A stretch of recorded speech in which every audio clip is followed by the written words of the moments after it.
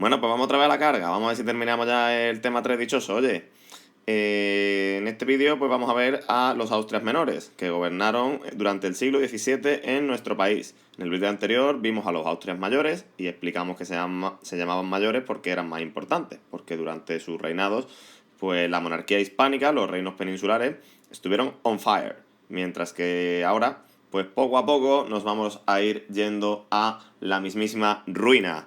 Así que nos entretengo más. Vámonos con esta etapa en la que lo que hoy es España se fue yendo poco a poco al carajo. ¿Señor Stark? No me encuentro bien. Tranquilo. No sé qué está pasando. ¿Necesitas? No quiero irme. No quiero irme, señor. Por favor, no quiero irme. No quiero irme.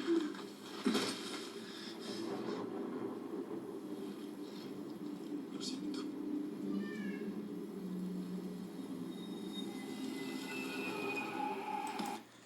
Pues sí, da mucha pena, pero al igual que el pobre Spider-Man, el poder de la monarquía hispánica se fue diluyendo a lo largo del siglo. ¿Y por qué fuimos perdiendo poder? Pues en primer lugar por el propio desinterés de los reyes, mientras que Carlos I estaba todo el día por allí dándose vueltas por Europa con su caballo repartiendo palos y sometiendo las revueltas y acudiendo a resolver los problemas. Y Felipe II era un señor muy interesado que desde Madrid gobernaba el imperio y resolvía todos los papeles que eran necesarios. Los nuevos monarcas, que son Felipe III, Felipe IV y Carlos II, van a desentenderse un poco del Estado. Poneros en situación, ¿no?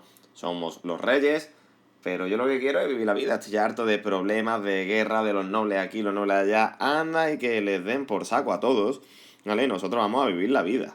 Y para vivir la vida, ¿qué hacemos? Dejamos el gobierno en manos de unos señores, coleguitas nuestros, que van a ser los válidos. Ojo, no válidos, no lleva tilde, válidos. Son unos señores, amiguitos de los reyes, los hombres de confianza de los reyes, pues en los que estos van a depositar el gobierno. Van a gobernar en nombre de los diferentes reyes. Vamos a empezar con el primero de ellos, que es Felipe III. No os he puesto las fechas de los reinados porque considero que no son necesarias, ¿vale? Si hay alguna fecha dentro, pero considero que de qué fecha gobierna cada rey no me parece importante ni creo que os lo vayan a preguntar así, ¿vale? Entonces, Felipe III. ¿Por qué se caracteriza Felipe III? Pues por una política pacifista. Después de todo el siglo XVI dándose palos en toda Europa, resulta que los europeos están ya un poquito cansados de esta historia. Y más o menos, pues en todos los reinos se va a estar de acuerdo en que hace falta darse un descansito y escuchar un poquito a John Lennon.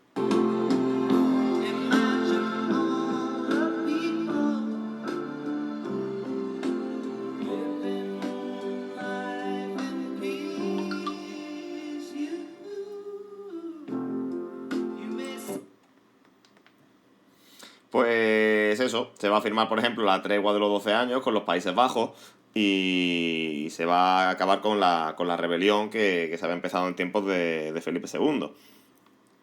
También es muy destacable, os pinta aquí la palomilla de la paz, ¿vale? Muy mal pintada, está un poquillo fondona, pero bueno, se entiende. También va a ser muy importante durante el reinado de Felipe III. Por cierto, disculpadme el WhatsApp ese que ha sonado, pero no voy a empezar el vídeo otra vez, a pesar de ello. En tiempo de Felipe III, pues se va a expulsar a los moriscos. Recordad, moriscos, personas musulmanas que se habían convertido tras la conquista o de forma forzosa, pues con los reyes católicos. Entonces, en el año 1609, para culminar la uniformidad religiosa del reino, se va a expulsar a todos los moriscos. Da igual que se hubiesen convertido al cristianismo, porque pues decían que seguían manteniendo tradiciones musulmanas y que no eran del todo cristianos, que eran cristianos de puertas para afuera, pero que en el fondo seguían siendo musulmanes. Y pues a Felipe III y a su valido, el duque de Lerma, se le va a ocurrir la idea de expulsarlos. Esto es un desastre económico, sobre todo para los reinos orientales, para Valencia especialmente, pues porque los moriscos eran los que controlaban el cultivo de regadío. Si recordáis de del vídeo de Al-Ándalus, pues los musulmanes cultivaban la morera para los gusanos de seda, etcétera, etcétera, y construyen un montón de infraestructuras de regadía. Acordaros de ese dibujo tan bonito de la acequia que os hice. Entonces, esta expulsión va a ser nefasta. No va a ser... No hay por dónde cogerlo, la verdad, esta expulsión de los moriscos. Fue un absoluto desastre. El duque de Lerma, además, el gobierno del duque de Lerma se va a caracterizar por una gran corrupción. Pues un poco lo mismo que nos pasa ahora, ¿no? Aparecían casos de corrupción aquí o allá. Para que os hagáis una idea, el duque de Lerma era un señor de Valladolid. ¿Y os acordáis que Felipe II había instaurado la corte en Madrid? Pues al duque de Lerma se le va a ocurrir llevársela a Valladolid. ¿Y qué pasa cuando la corte se va a Valladolid? Que todos los nobles se quieren ir a Valladolid también para estar cerca del rey. Y van a comprarse un montón de casas en Valladolid. ¿Sabéis quién tenía un montón de casas en Valladolid antes de que se fuese la corte allí? Efectivamente, el duque de Lerma, que las va a vender a precio de oro y se va a forrar. ¿Vale? Va a pegar un pelotazo urbanístico tremendo. Después de haberlos vendido, por cierto, luego se vuelve a llevar la corte a Madrid. Y a todos los nobles esos que habían comprado casa, pues los dejó con la boca abierta. Al final de su reinado, el duque de Lerma va a ser juzgado, pero va a evitar que lo ajusticien metiéndose en la iglesia. Va a conseguir que lo nombren cardenal y los cardenales no podían ser ajusticiados al pertenecer a la iglesia. Hoy en día, pues tenemos cosas parecidas, ¿no? Hay una cosa que es el aforamiento, que pues los diputados tienen que ser juzgados de modo diferente al resto de ciudadanos, y de vez en cuando pasan esas cosas de que un diputado de algún partido político que vaya a ser juzgado, de repente es propuesto para el Senado, es nombrado senador, es aforado y por tanto ya no lo pueden juzgar en la corte que sea. En fin, vamos a seguir antes de que me enrolle más con temas que ahora mismo no vienen al caso. Al duque de Lerma como valido, por cierto, lo sucede su hijo, el duque de Uceda, pero no vamos a mencionar nada sobre él, ¿vale? Así que nos vamos al siguiente apartado, siguiente rey, que va a ser Felipe IV, ¿vale? Felipe IV a lo mejor os suena si a alguno se le ha ocurrido leer los libros del Capitán Alatriste, porque es el que sale precisamente en estos libros, el rey que gobierna durante estos libros. En estos libros. Y su valido, el conde duque de Olivares. Un personaje muy, muy, muy importante. Pues bien, durante el reinado de Felipe IV, resulta que la gente ya se va a ir cansando un poquillo de la política esta de pacifismo, porque si recordáis bien de la Edad Media, los nobles, la función de los nobles era la guerra. El pueblo trabaja, el clero reza por nuestras almas y los nobles dirigen la guerra y se encargan de salvar al país. Bien, eso está muy bonito, pero si no hay guerra porque estamos en una época de paz, pues esto no funciona. Así que al final, pues la monarquía hispánica se va a ver envuelta en una nueva guerra, que es la Guerra de los 30 años, de 1618 a 1648. Os lo explico un poquito por encima, ¿vale? En el imperio, que si recordáis, los emperadores siguen siendo familia de nuestros reyes, de los Austrias, son todos Habsburgo. Pues en el imperio sigue habiendo follones por temas religiosos, porque unos son protestantes, otros son católicos, el emperador es católico y están ahí liados de palos. Pues obviamente, como nosotros somos familia del emperador, vamos a echarle una manilla al emperador. Y otros países protestantes le van a echar una mano a los protestantes, como por ejemplo Dinamarca o Suecia. Los Países Bajos, que también eran protestantes y tenían problemas con España, pues también van a entrar en ese bando protestante. Quizás el contendiente más curioso es Francia, que es un país extremadamente católico en tiempos de Luis XIII y en los primeros años de gobierno de Luis XIV, y sin embargo va a ayudar a los protestantes. Y pensaréis, ¿por qué ayuda a los protestantes si son católicos? Pues porque Luis XIII y Luis XIV lo que querían era quitarse de en medio a los Habsburgo. Los Habsburgo gobernaban en toda Europa, eran el rival más fuerte, el rival a batir, y me interesa que pierdan la guerra y que pierdan territorio. Entonces los franceses, por mucho que sean de religión contraria a los protestantes, los van a apoyar para tocarle las narices y quitarle territorios a los Austrias. Dos de las batallas más destacadas pues van a ser la de Rocroi o Rocroi, la verdad que nunca he sabido muy bien cómo se pronunciaba, me propuse mirarlo antes de hacer este vídeo, pero se me ha olvidado, y la batalla de Montijo. En estas dos batallas, los tercios españoles, los tercios son el ejército español, la principal unidad del ejército español, son derrotados. Y eso es algo que, pues, que no pasaba muy a menudo. Así que van a ir confirmando poco a poco la decadencia del imperio hispánico y el poder va a ir poco a poco basculando hacia Francia. Francia se va a convertir en el nuevo país hegemónico, en el país que lo peta en este momento en Europa. La guerra va a acabar con la paz de Westfalia en el año 1648 y algunas de las medidas no las voy a mencionar todas porque no nos interesan, pero hay una que sí, que es la independencia de los Países Bajos. Os he puesto aquí la actual bandera holandesa, ¿vale? Pero bueno, recordad siempre que por mucho que se independizasen, le dimos la del pulpo en el año 2010. Gracias, Iniesta de mi vida. Bueno, antes de terminar con Felipe IV, pues tenemos que mencionar también un proyecto muy importante del conde duque de Olivares, que es el llamado Gran Memorial. Si recordáis bien, los reinos hispánicos eran reinos diferentes. En Castilla había una serie de leyes y una serie de instituciones, y en Aragón otra serie de leyes y otra serie de instituciones. Eso, para los reyes, era un auténtico peñazo, porque tienes que gobernar en cada sitio de una manera diferente. Así que Olivares va a intentar unificar las leyes de todos los reinos poco a poco, ¿vale? Quitar algunos privilegios de algunos reinos y poco a poco ir unificándolo para hacer más fácil la labor de gobernar estos diferentes reinos. ¿Qué pasa? Que los diferentes reinos van a decir que tururú, que me va a quitar a mí mis privilegios, un carajo para ti. Así que la primera de las medidas de este gran memorial, que es la unión de armas, intentar unificar militarmente a todos los reinos peninsulares, no va a funcionar. Y eso es en el año 1626. Años después, después de muchas quejas, en el año 1640 va a comenzar la rebelión de los reinos periféricos. Cataluña se va a rebelar en contra de Felipe IV y del conde duque de Olivares y va a llegar incluso a jurar lealtad al rey de Francia. Y Portugal 3/4 de lo mismo, no jura lealtad a los franceses, pero también se rebela y también se quiere independizar. Fijaros que estamos todavía dentro de los años de la guerra de los 30 años, es decir, que mientras que estamos librando una guerra exterior, una guerra con el extranjero, vamos a tener dos rebeliones internas que van a hacer que la monarquía hispánica y el reinado de Felipe IV salte completamente por los aires. Estas rebeliones van a acabar en el año, pues la de Cataluña en el año 1652, va a ser sometida y va a volver a formar parte de la monarquía hispánica, pero Portugal no. Portugal en el año 1665 se va a independizar y nunca más, hasta la fecha, ha vuelto a formar parte de España, ha vuelto a estar unida con España. ¿Vale? De 1581, recordad cuando nombraron a Felipe II, a 1665, pues todos los reinos peninsulares fueron uno solo bajo el mandato de un mismo rey. Pues bien, nos vamos con el siguiente rey, que es un rey muy muy divertido, a mí me encanta, es Carlos II.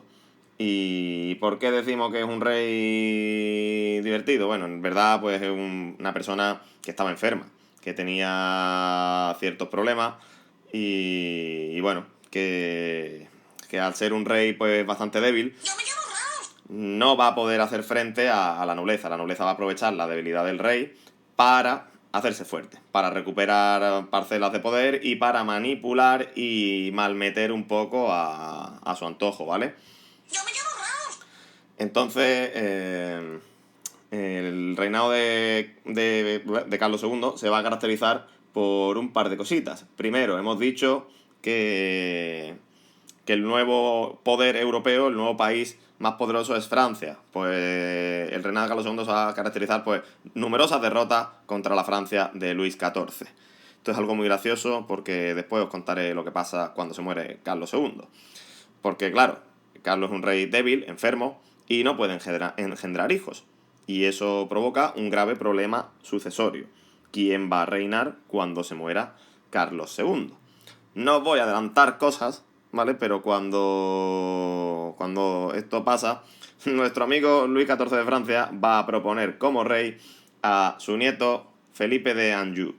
Ya os contaré en el siguiente tema, pero con que ahora mismo con que sepáis que en el año 1700 se muere Carlos II y va a comenzar una guerra por ocupar el trono de España. Esta fecha pues supone el fin del gobierno de los Austrias después de 200 años en el trono. Con esto, pues la casa de Habsburgo desaparece de nuestro país, aunque va a seguir gobernando en otros territorios europeos. Y pues va a llegar una dinastía nueva, pero como ya os digo, lo veremos más adelante. Game over, chicos, punto y final a la casa de Habsburgo y los Austrias en nuestro país. Y para terminar el tema, no podemos dejar de hablar de la sociedad, la economía y la población.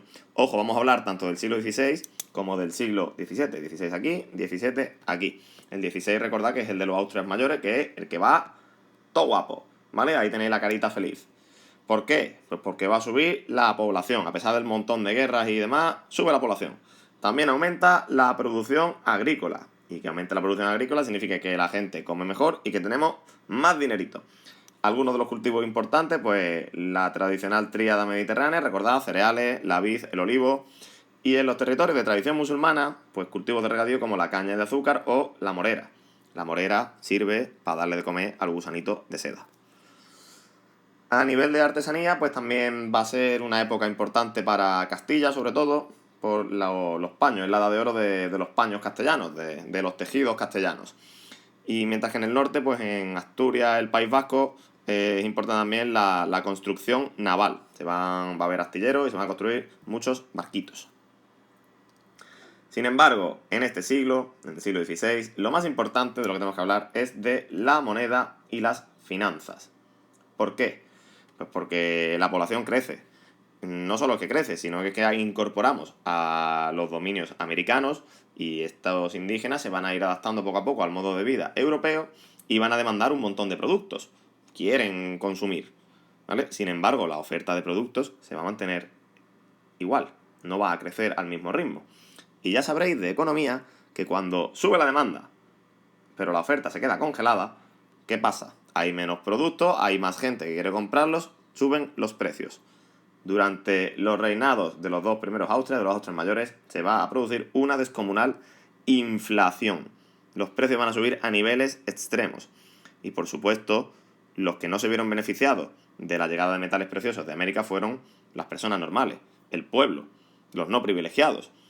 Estas personas que no se vieron beneficiadas de esta llegada de metales preciosos van a ver cómo les suben los precios, pero siguen sin cobrar más, sin tener capacidad de compra. Así que, pues imaginaros la ruina para estas personas. Por otro lado, decíamos que durante los Austrias mayores tenemos un montón de guerras, pero muchísimas, muchísimas guerras. Esto va a hacer que los reyes, para pagar al ejército, en muchos casos van a tener que pedir préstamos, porque los reyes tienen dinero, pero no lo tienen siempre disponible. A lo mejor yo necesito un ejército el día tal, en tal sitio, y no tengo el dinero para pagarle. ¿Qué hago? Pido un préstamo a los llamados prestamistas o asentistas. ¿Por qué asentistas? Porque asientan el dinero, una cantidad de dinero, en tal sitio, en tal fecha. Después, pues los reyes les pagan a estos asentistas cuando llega, por ejemplo, el tesoro de Indias. Llegan los barquitos de la India cargados de metales preciosos y dicen, que te pago. Pagando intereses, por supuesto. Eso de la usura es un invento muy antiguo. ¿Qué pasa cuando esta flota de Indias, que viene cargada de metales preciosos, se hunde porque hay una tormenta? O porque los corsarios ingleses no dejan de tocarnos las narices. Pues que, amigos míos, cuando esto pasa, el rey no tiene dinero para pagar. Y cuando el rey no tiene dinero para pagar, se declara la bancarrota.